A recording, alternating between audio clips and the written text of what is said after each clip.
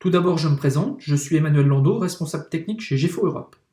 Cette étude a été menée en collaboration avec la société Belfid, producteur de la xylanase du même nom. Je tiens donc à remercier Christelle Boudry, représentant la société Belfid, et Stéphane Benhamel, mon collaborateur pour l'accomplissement de cette étude visant à mesurer l'effet de l'utilisation d'une xylanase d'origine bactérienne sur la digestibilité in vitro de maïs inerté.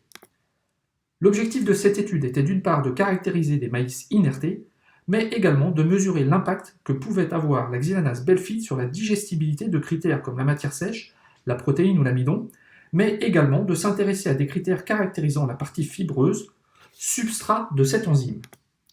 Pour ce faire, nous avons prélevé 9 échantillons de maïs inertés chez 9 éleveurs de porcs en Bretagne et dans le sud-ouest. Ces échantillons ont été immédiatement congelés pour être conservés et acheminés sur le lieu d'analyse. Les maïs ont été caractérisés grâce à une analyse de matière sèche, d'amidon, de matière azotée totale, de NDF et d'ADF.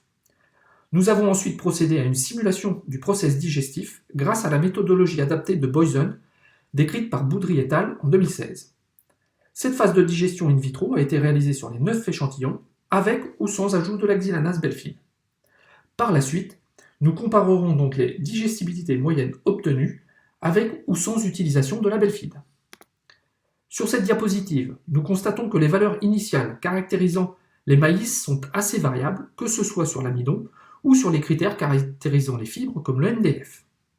Nous nous intéressons également à l'hémicellulose, car elle est en grande partie constituée d'arabinoxylanes qui sont le substrat de prédilection d'une xylanase. La caractéristique des arabinoxylanes d'un maïs est qu'ils sont principalement insolubles. Il est donc légitime de se poser la question de l'efficacité d'une xylanase sur cette fraction fibreuse insoluble. Les résultats de l'étude révèlent une amélioration significative de la digestibilité de la matière sèche avec l'utilisation de la Belfid. Nous observons une augmentation numérique de la digestibilité du NDF et une tendance à l'amélioration de la digestibilité de l'hémicellulose. L'effet de la xylanase Belfid sur son substrat conduit dans cette étude à une amélioration significative de la digestibilité de l'amidon et de la MAT, illustrant ainsi ce qu'on appelle l'effet cage.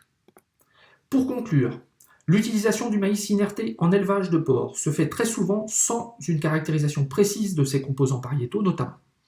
Cette étude a donc premièrement permis de révéler la variabilité de la composition NDF et ADF, et deuxièmement, elle confirme l'intérêt de l'utilisation d'une xylanase d'origine bactérienne capable d'agir directement sur les arabinoxylanes insolubles, mais également par une action indirecte d'amélioration de l'accessibilité à des nutriments comme la MAT ou l'amidon par les enzymes endogènes. Je vous remercie de votre attention.